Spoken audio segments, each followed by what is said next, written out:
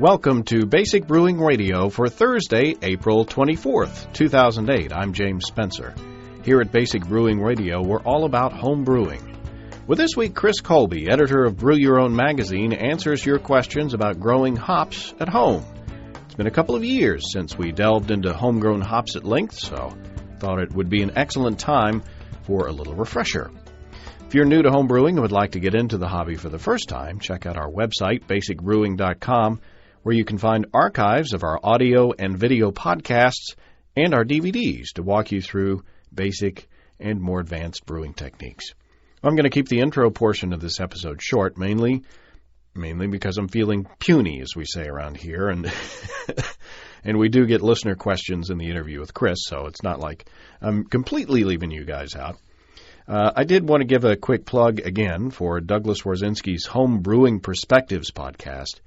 In the latest episode at the end, or near the end, he interviewed a friend of his and a fellow law student who's a member of the Church of Latter-day Saints, the Mormons.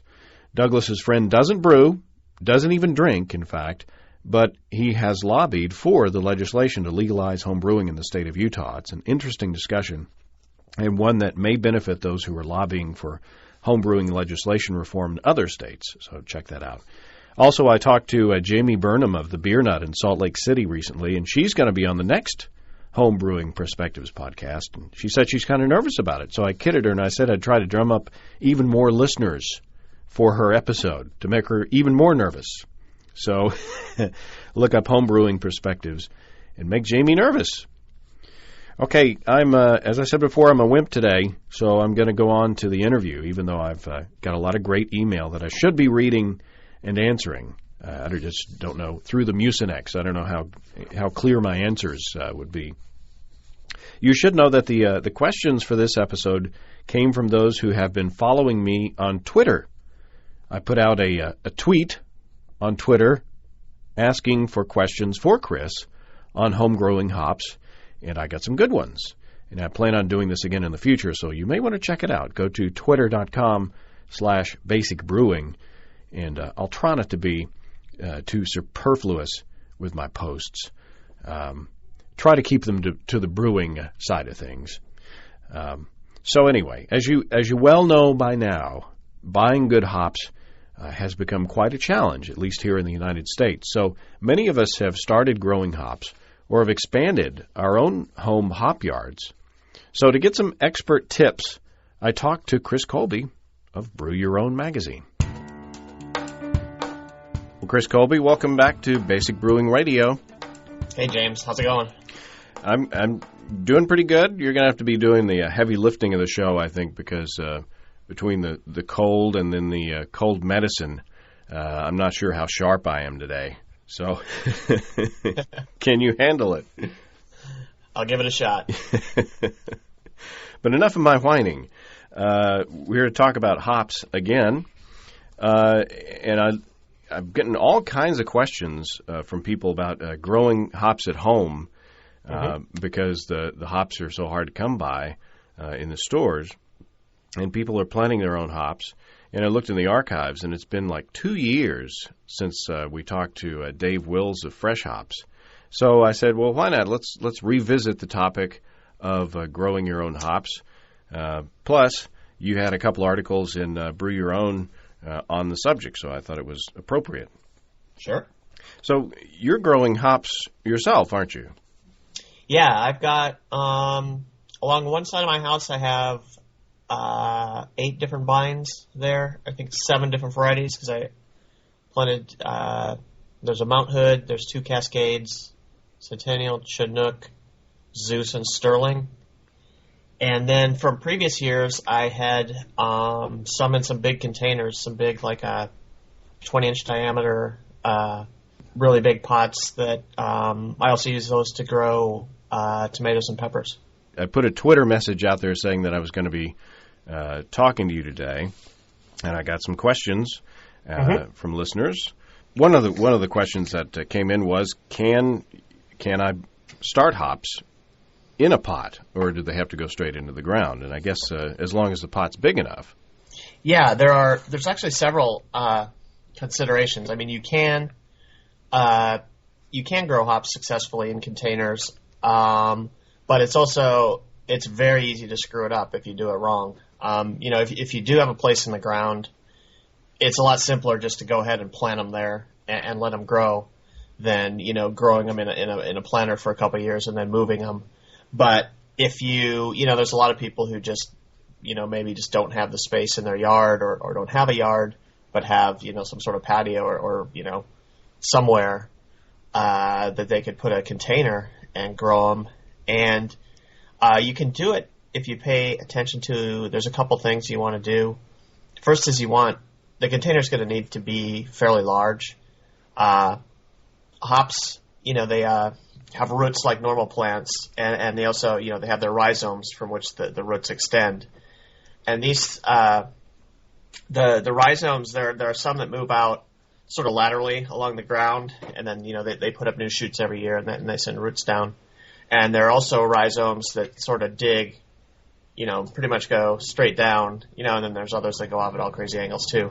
And they grows pretty fast, and you can, you've got to be sure to give the rhizomes a reasonable amount of room. If you're growing them in a container, they're probably not going to have all the room that they would in the ground, but you at least want to give them some space. Just from experience and having started out growing a couple years ago and trying different things, I'd say it'd be best to start with about at least a 16-inch diameter planter, if not 20-inch, or go with one of those half wine barrel planters. That'll give you easily enough room to grow for a couple years, and then what you can do is you can keep growing them in there, but they're going to get a little cramped. And an easier thing to do is tip the pot on its side and sort of roll it around and just start digging out the dirt and just pull the rhizome out, which will be, it'll be a mix of rhizomes growing all around, just be a big crown. And from there, you can cut it into smaller pieces and replant them in planters. One thing you should do is when you do plant in a container, use a good quality potting soil. I mean, I know a lot of people, including me a couple of years, used to think, why am I going to pay for dirt when I've got, a backyard full of it? But, good quality potting soil in a container like that is going to have several advantages. First of all, drainage. Like, my soil is heavily clay, and if I, scoop that into a pot, the drainage qualities are just terrible. And you really want anything that you plant in a planter to have, you want to be able to water it and have the water seep through.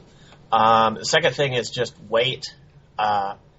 If you can fill a 20-inch diameter planter with potting soil, and when it's dry, you can pick it right up. It's just light.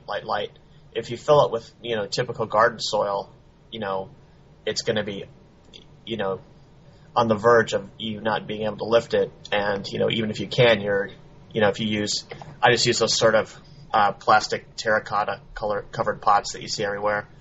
And, you'll just actually just rip the plastic because, you have so much weight. Mm-hmm. So the potting soil is light, and it's very good drainage. And another thing you want to do, which I actually just learned recently, is a lot of people think that you should, in the bottom of pots or containers, put a layer of gravel to supposedly aid in drainage.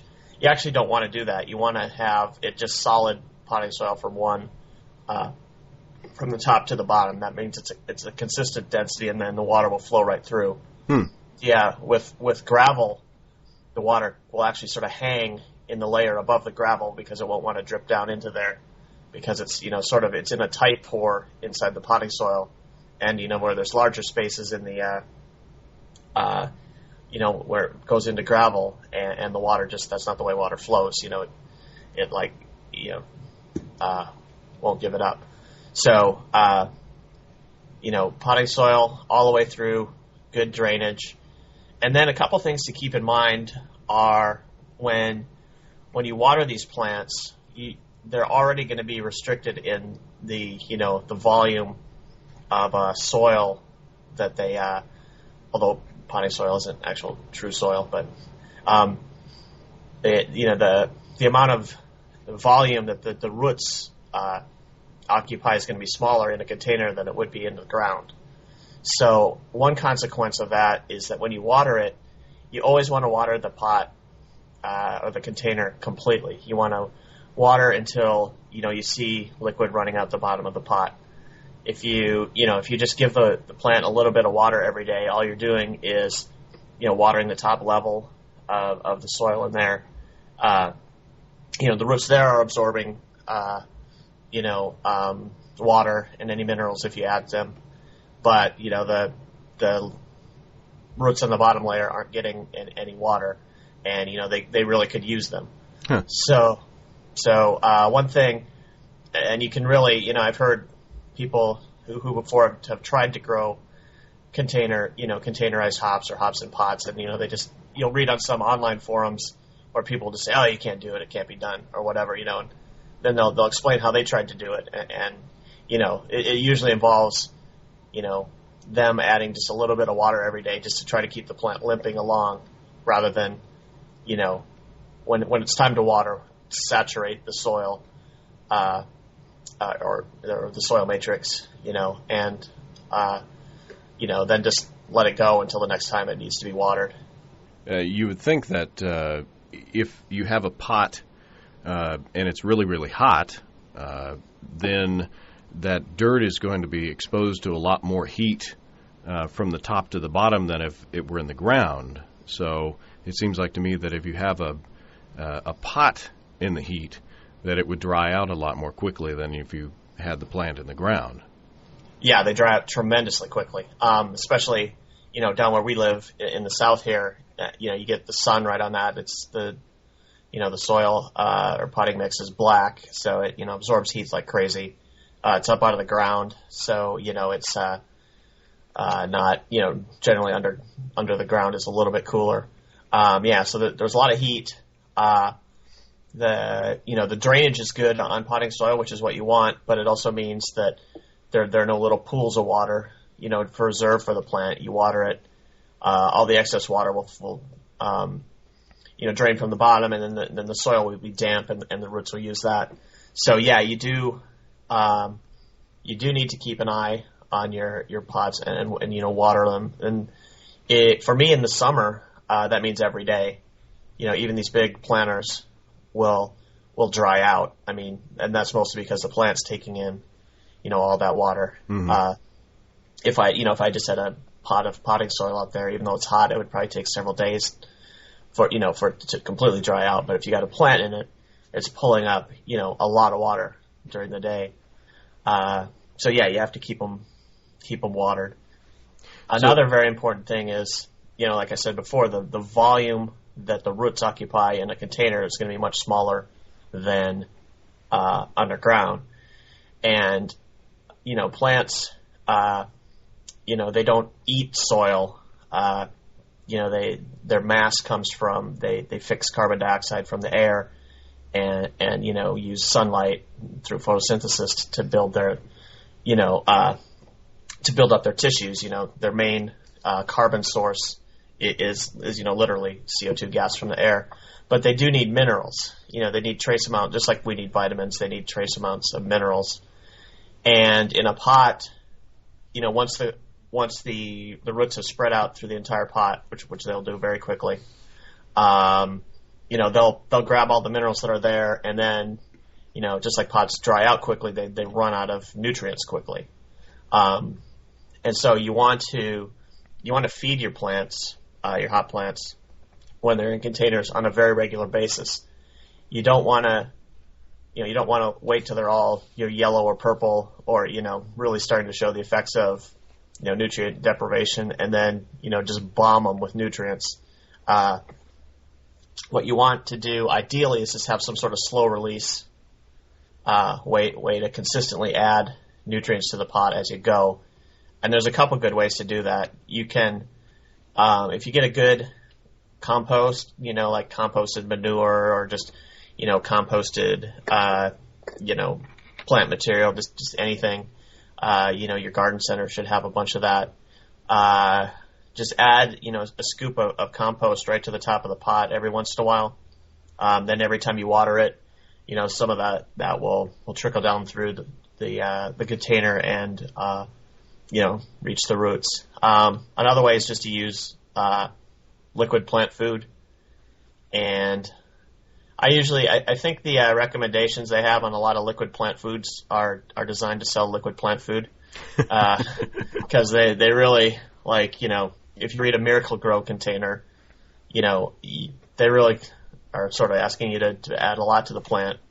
And also when you're adding nutrients, you want to think about the fact that you are growing it in a container. You don't want to stimulate it so much to grow, any more than it really needs to. So I usually take about, maybe a half or usually even a quarter strength of the recommendation they use, and just, may perhaps use it more frequently than they call for, but just, you'll notice after a while sort of the rhythm, how long it takes for plants to use up nutrients. Or you can, if you have a garden journal, that would be a good idea just to write that down. And then, the idea is you want to add nutrients often enough that, the plant's not running into problems. It's not starting to turn yellow every time you add it. You want to sort of just barely predate that. And, it's just a constant sort of stream of nutrients into the pots.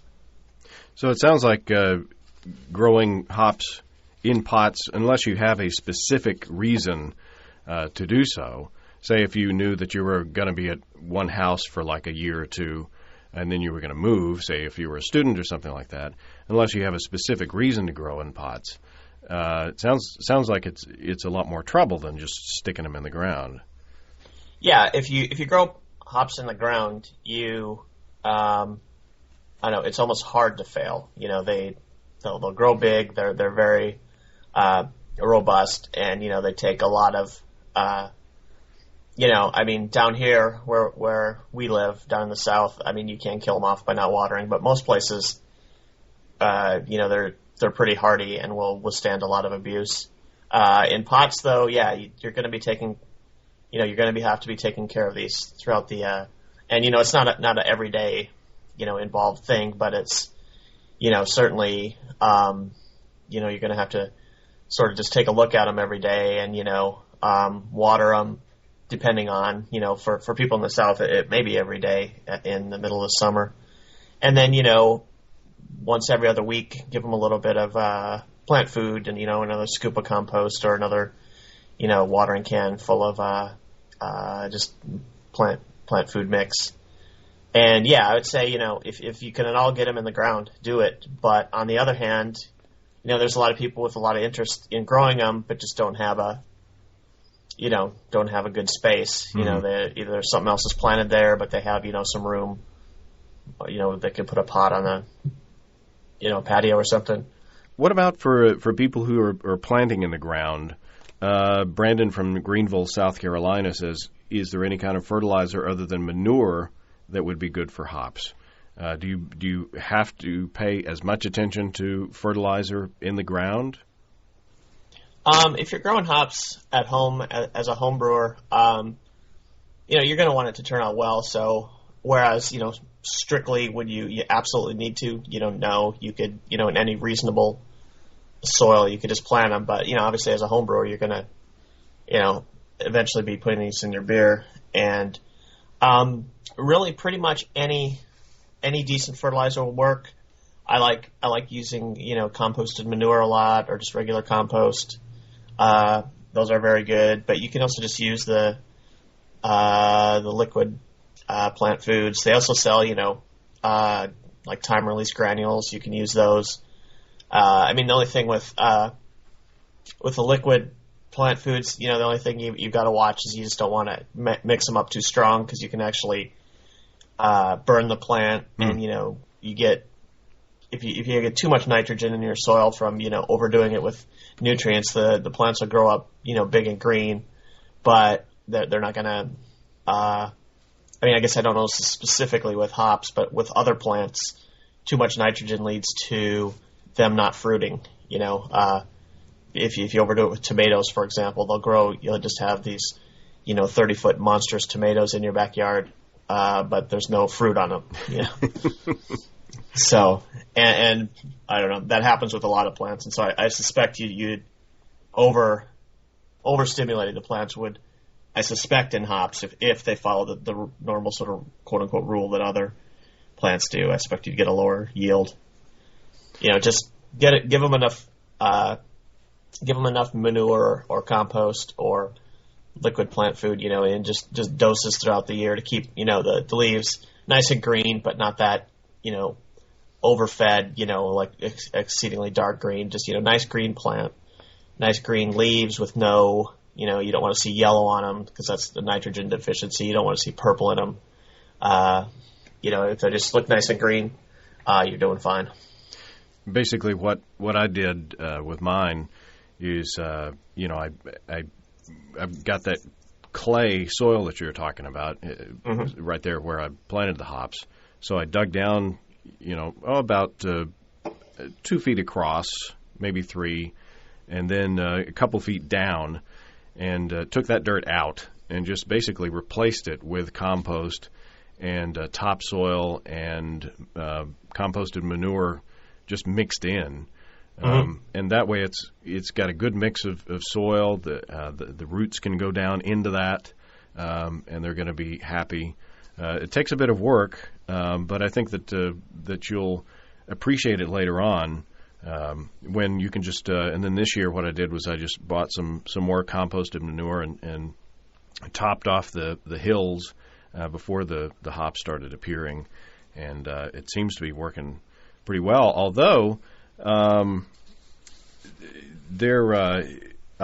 we had a late freeze, and my Cascade hops were like 5 feet tall, and it was like 29 degrees one night, and it just nipped the vines. The tops were all rubbery, and then the next day they were withered and really no good. And the vines started sending off these side shoots instead of going straight up again. So basically, what I did was I nipped those starter vines off at the ground, and I'm letting new ones come up, which was it's kind of hard to do, but sure. But Brian from Marquette, Michigan, has a question along those lines. He said, I have a couple of rhizomes that I started in pots inside because living up here in the Upper Peninsula, conditions can be less than favorable until later in the year. We're supposed to get a little bit of snow Sunday, as a matter of fact.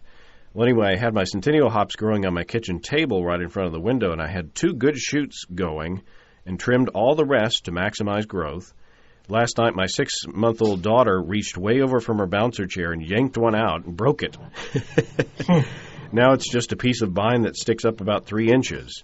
I still have the one small vine with no other signs of shoots coming up anywhere. Do I just let this one go and do its thing since it's a first-year hop and develop the root system?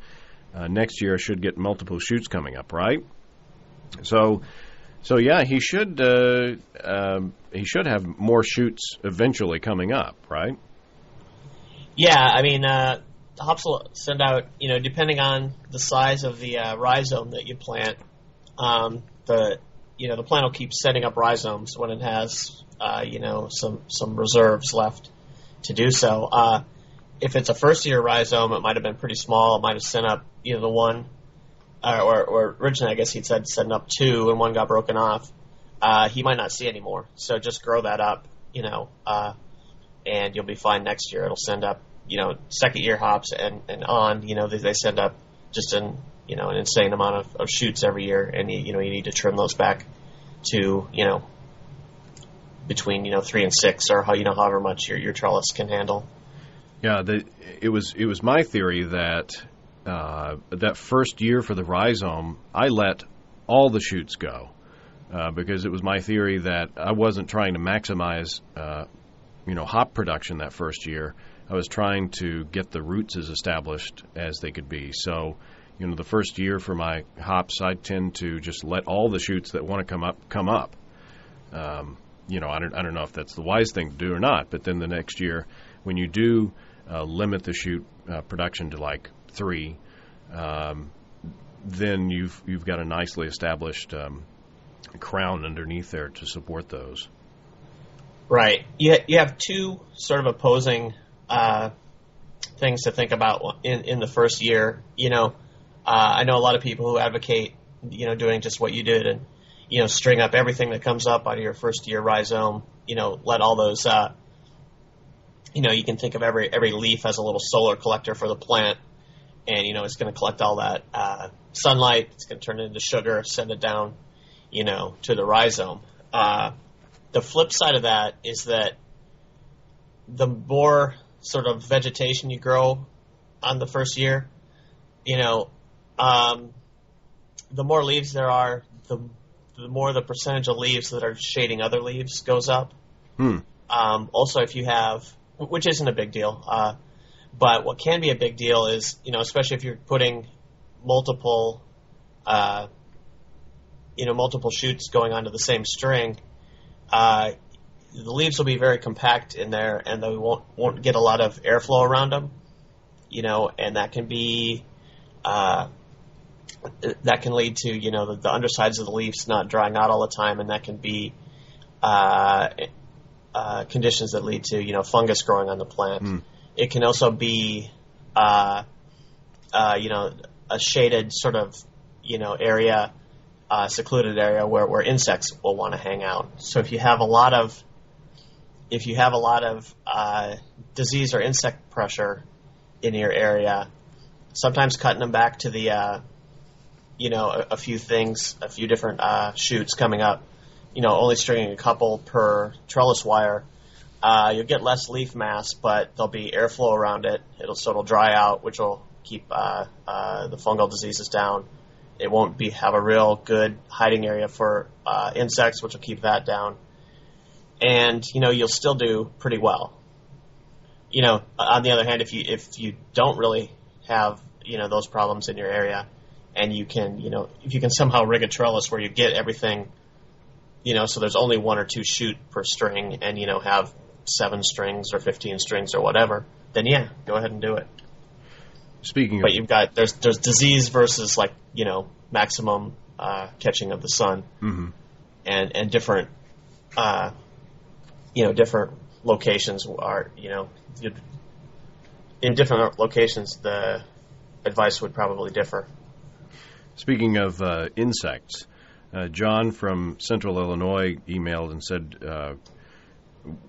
he asked what to do about Japanese beetles. Do you guys have Japanese beetles down there yet? I haven't seen any. Oh, well, I hope you don't get them, because those who do have them can identify. They're just nasty, and in June through August, I think they come out, and they're just voracious. And the plants that they like to eat, they will just eat them down to nothing. We found out they love roses, and they love crepe myrtles, and they love grapes, apparently. But they don't, in my experience, they pretty much left my Cascade hops alone. But then last year, and I don't know if it was because the Holler Tower and the Kent Golding's hops got a later start because I just planted them for the first time last year. But the Japanese beetles munched on those two, but pretty much left the Cascade alone. For this one, I turned to my wife, who's the expert in Japanese beetle fighting around here, and she uses Liquid 7 on her roses, which is a pesticide. But it would seem to me that since these are hops that you're going to be eating, essentially, putting in the boil, it seems like to me that you wouldn't want to be spraying with a bunch of pesticide, right? Commercial growers have... There are in the United States, there are federal guidelines about how much you can spray, and there's a deadline after which that they can't spray anymore. If they, it depends on X days from harvest, because different pesticides break down at different rates. And I mean, what I would say with homegrown hops, if you can avoid spraying them with pesticides. That would be a good thing. One thing I think a lot of sort of inexperienced gardeners maybe don't have an idea with is that just because you see like one or two insects on a plant doesn't mean you have to go spray everything. There's a certain background level of insects that are always going to be crawling around on stuff. And although conversely, if it's the right kind of insect, you can see a couple of them one day, and then the plant can be gone the next. Yeah. So there's but if you're really starting to develop a problem, like there's a significant part of the plant has insects. If it's early on in the season, I would just go to like your local garden center. Find there's all kinds of different pesticides out there. If you read the labels, they'll give you some indication. They won't have any recommendations about hops on there, but most of them will say you look up and it'll say tomatoes, and it'll say do not spray X amount of days before harvest, or it'll give different vegetables and how long that it recommends that you not use it for, and then you can use your common sense there. And just I think with pesticide usage, you really want to if you see a problem and can take care of it, especially early in the season with a minimal application, that's a good thing. If you're really having just a huge outbreak, I don't know, you might want to just cut the vines down, wait a couple years and try again when the insects go away. If you had just a huge infestation, as a home grower, I don't know if you would, have the time and, energy to want to just be spraying, your hops constantly, because they're, very large plants, and you'd have to get up on a ladder, and, I would think it would be a big pain. I mean, I've never really had, given that this isn't a commercial hop growing region, I don't really have that much insect damage on the hops that I grow, but, I guess in some places it can be a big problem. Well, I'll let everybody know what, if it's the same last year with, the Cascade being Japanese beetle resistant, maybe that's the key, is finding a variety that they don't like to eat so much. Sean in Montreal asks, can you ask Chris about how far north you can grow hops and which varieties do well? He says he's planning on getting some Cascade rhizomes from a local brewer friend, but his plant still has snow on it. Kind of hard for us to imagine down here in the South, but how far north do hops grow? Yeah, that's funny. He's still got snow on there. I've got green tomatoes on my plants already. Commercially, hops are grown between the 30th and 50th parallel, but hobbyists grow them, considerably, higher and lower than that. How far north exactly, I'm not really sure. I think as long as you had a full season, enough time for the plant to mature, you could grow them. I know that going south, basically the southern United States is about the limit that they'll grow well. Below that, the day length just gets too short, and they don't do well. And I'd also wonder, as you get farther north, that day lengths are going to get longer, during the summer, and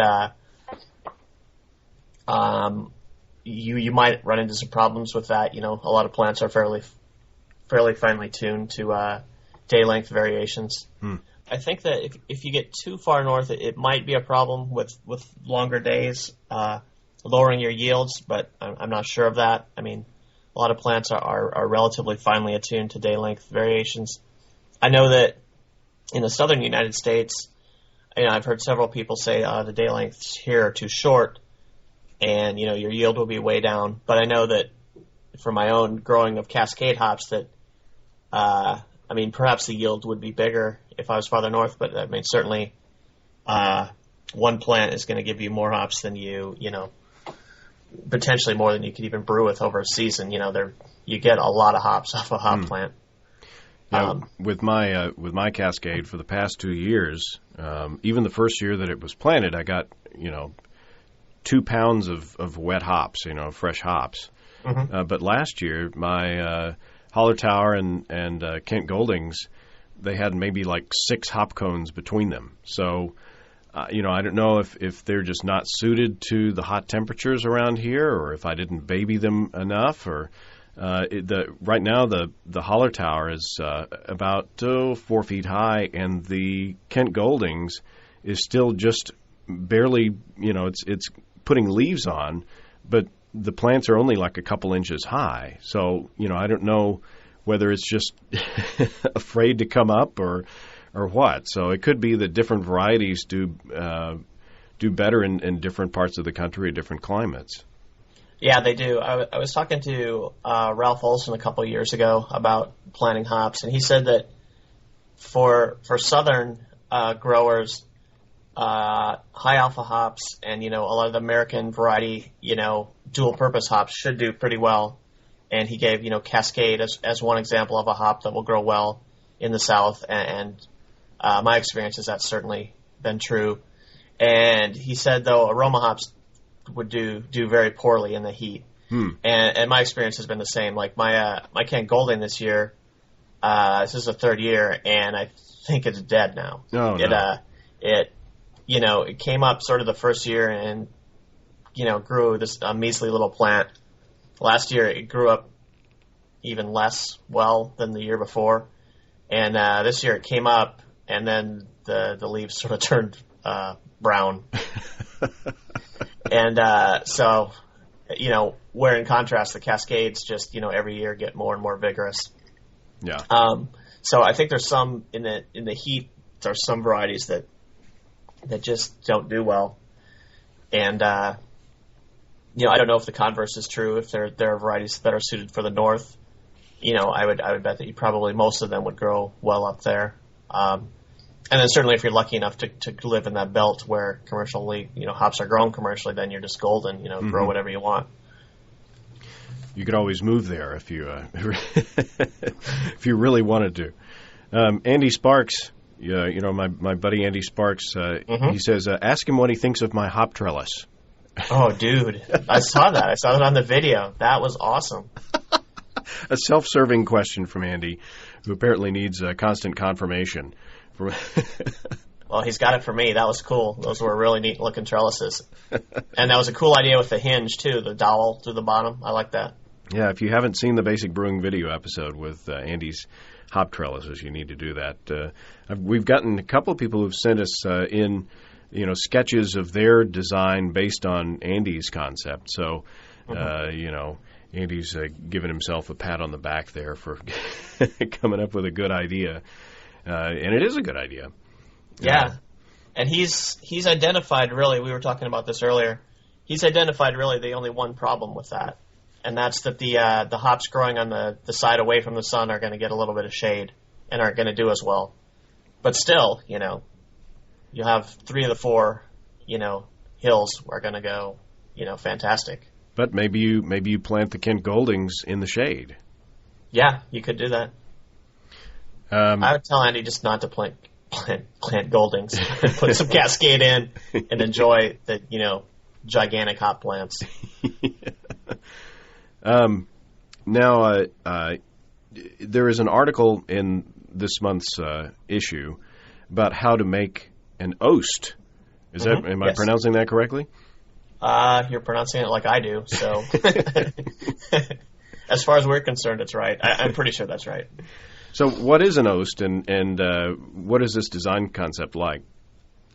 An oast is, in commercial hop growing, when they grow when they harvest the cones, they go through the processing machinery.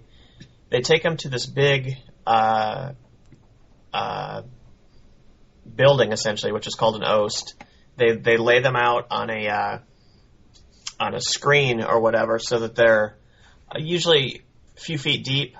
Underneath the screen, there's a big room, essentially, that a furnace, blows heat into, and then there are fans that move the heat up through up to the screen, up through the hops, and then vent it out to the atmosphere.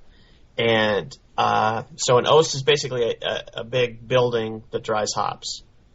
And one thing with commercial hop growers, they They grow hops all season, and then there's a very short window where they're harvested and they need to be dried, quickly, because you can't let, just piles of hops sit around wet, while you dry a bunch of them slowly. You got to dry your whole crop, essentially as you pick it. So, an oast is just basically a big hop drying building. So this is a box, essentially, this homemade oast with a tray in it that got screen, essentially, and you lay a layer of hops on that screen and shut the box, and then it's got a fan in the top that draws the air up, essentially, and draws the air from the outside of the box to the inside of the box and just keeps circulation going so that the hops dry naturally, right? Right. The oast in here, the homebrew sized one, is basically just a scaled down version.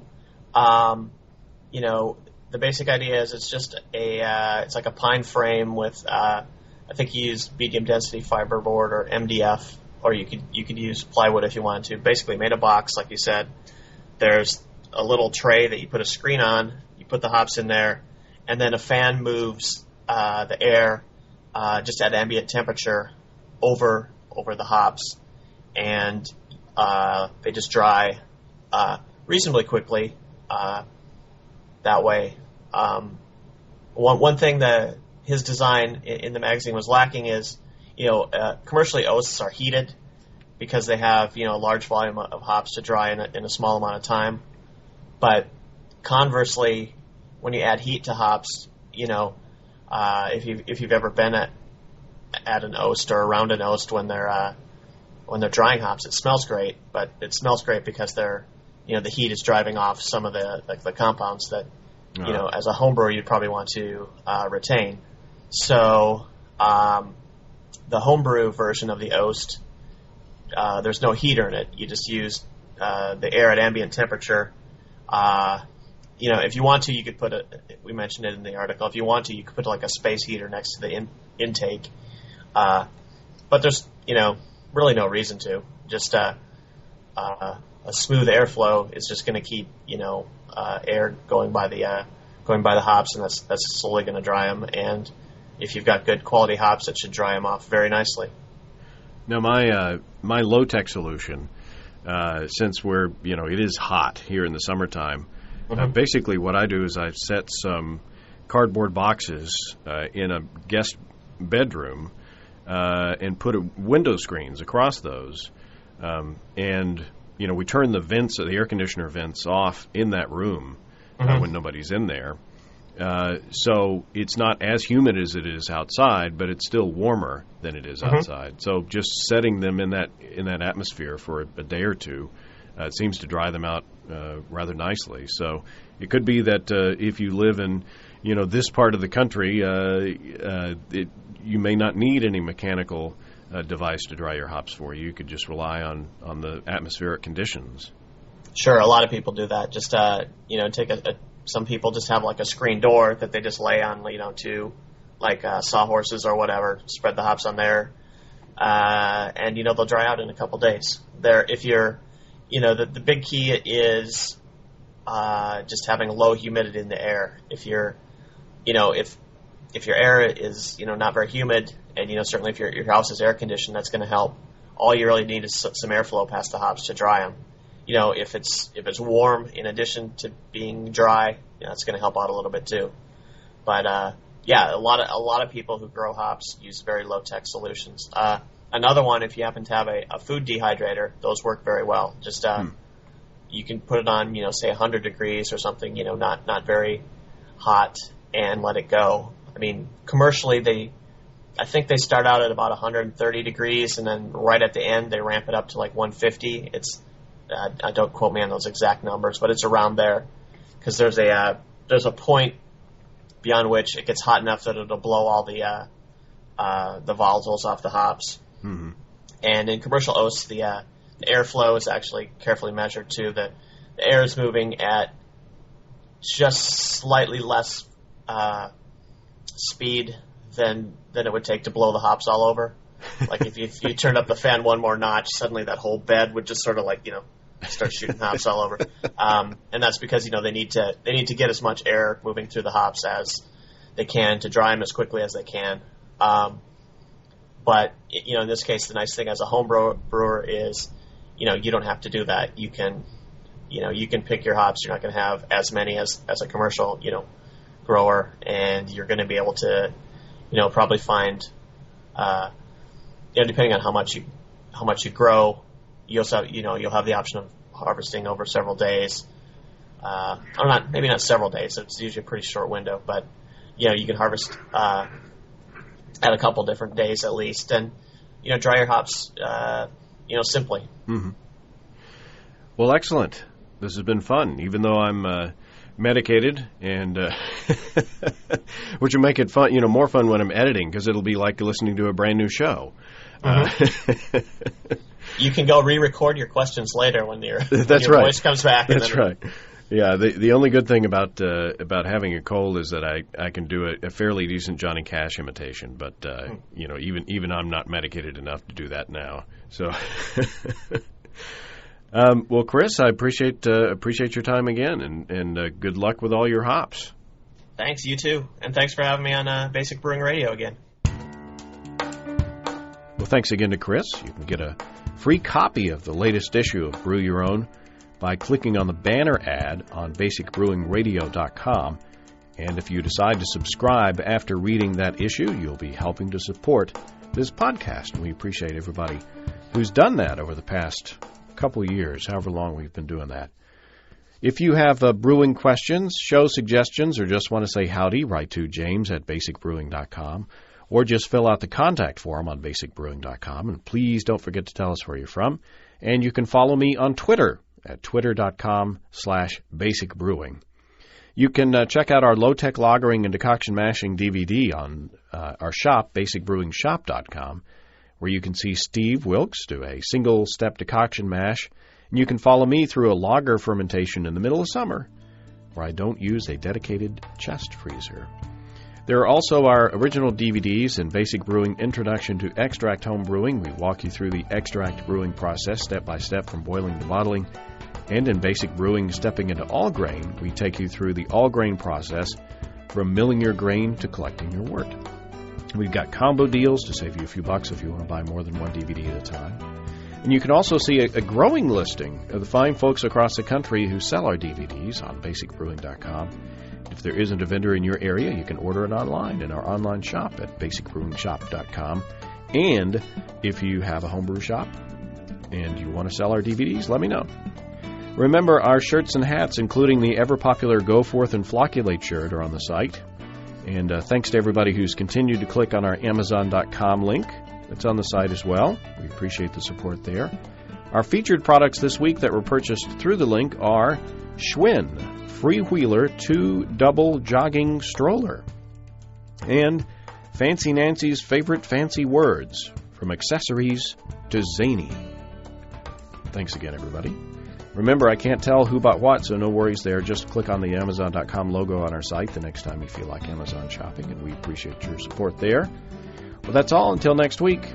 Till then, thanks for listening. I'm James Spencer. Production help for Basic Brewing Radio and our website is provided by our buddy Kelly Dotson down in Austin. Basic Brewing Radio is a production of Active Voicing. We'll talk to you next time, everybody. So long.